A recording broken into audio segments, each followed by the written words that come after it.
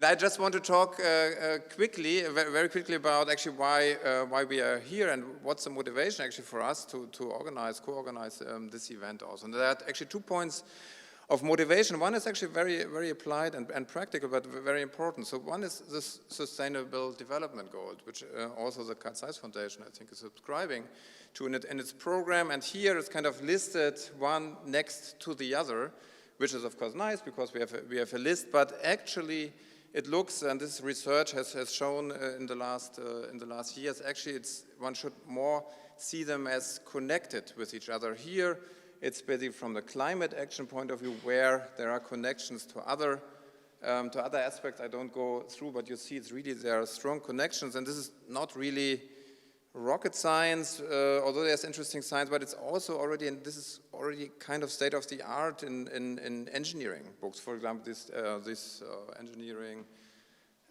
textbook that has been coming out last year. And just to show that, I mean, I'm a climate and earth system scientist, but we see these kind of figures also from other domains, like for example here, the question was how eye health impacts other sustainable development goals, from education to economic growth, and at the end also outcomes like zero hunger, clean water, sanitation, and overall industrial innovation. So that's kind of one of the perspectives that we can have, these different disciplines that meet here also belong together, interact with each other in the real world, and AI can of course play an important role in deciphering that. And that's the second motivation that we see actually more from the fundamental scientific point of view and methodological point of view. We made this point in a paper that's already almost quite old, 2019, where we basically made the point that actually classical machine learning applications, for example, I show here only one example, object classification and localization, ImageNet, something that has been foundational actually for deep learning and computer vision, directly maps onto, for example, earth science tasks, like in this case, for example, pattern classification of droughts, hurricanes, or here what is actually shown are atmospheric rivers, so that can lead to very strong rainfall and floods.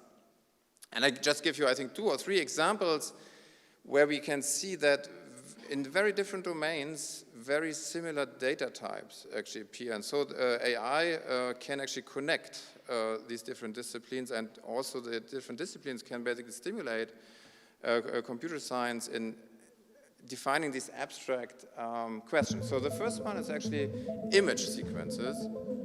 Okay, this one, let's see. We don't need the music, but this is basically a time lapse of a skin cancer generated, in this case with generative AI, because it would be, of course, unethical to make a real time lapse of that, because it would not be good for the patient. But this is one example where we basically have images that are kind of in a sequence, and actually for the Earth, forgive me for this kind of analogy, we have also from Earth observations these kind of time lapses. In this case, deforestation, and for a change, it's not in the Amazon, it's also happening in other areas, for example, like here in Madagascar. So it's very similar kind of types of data that we are looking at. Or the other example is volume representations, for example, and I think we will hear about that in the afternoon today, brain scans, something that I just took basically from colleagues in Leipzig, where we can basically scan through the brain and understand the 3D structure.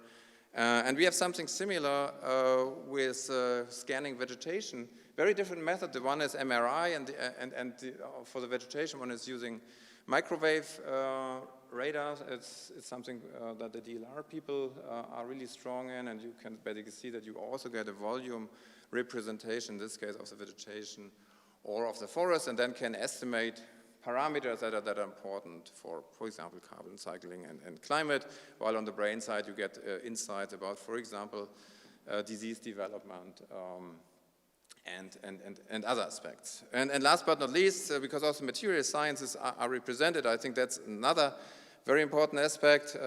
Here, just have one example, but if you think about materials, they are also 3D. In this case, it's about porous media, where one can basically scan those materials. It's a metaphor here. And then, for example, get a connection network of of the porosity. And last example, very classical, but I think nonetheless very important, time series. I mean, time series is really one of the cornerstones for AI. It has been in the past with autoregressive models and so on and so forth. And there are examples that are actually near real time. For example, psychological time series in social media. What is shown here is basically the mentioning of certain words or certain connotations in social media from 2011 until 2020. So basically, with the start of the COVID-19 crisis, and you see how disruptive this, for example, was. I mean, declining, for example, the analytic thinking, but also having more sadness and actually more strong thoughts about family, which has been then discussed in the paper. And something that we work with, we have a lot of ecological sensor data here, for example, from the Integrated Carbon Observation System research infrastructure funded by the EU long-term, from the carbon portal, and this is just one example of a time series of how much carbon dioxide is actually released from the soil in this context. So again, so we have really also time series from very different disciplines, and again, there should be and there are similar methods that can be developed from the artificial intelligence and computer science that can jointly analyze those data. Yes, with this, I really hope that we have an exciting day today with a very interdisciplinary and interesting program, and we should not end without thanking for generous support. That's from the perspective of the ELLIS unit, where we get funding from the University of Jena. Professor Rosensäle is not anymore president, but he was very supportive. And from the Carl Zeiss Stiftung, both for the ELLIS unit, but also for the programs, and that we are also able to have this event here together, co-organized and also funded from the Carl Zeiss Foundation. Very nice, and I think we will enjoy the day. Thank you.